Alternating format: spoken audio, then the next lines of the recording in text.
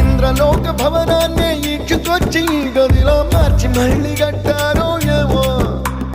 మాయజాలము తెలుసు, మంత్రకారడి తెలుసు, రెంటి కన్న ఇది ఇంకోటేమో. నీలాకాశం నేలాకొస్తే ఇట్టాగే ఉంటాదో ఏమో.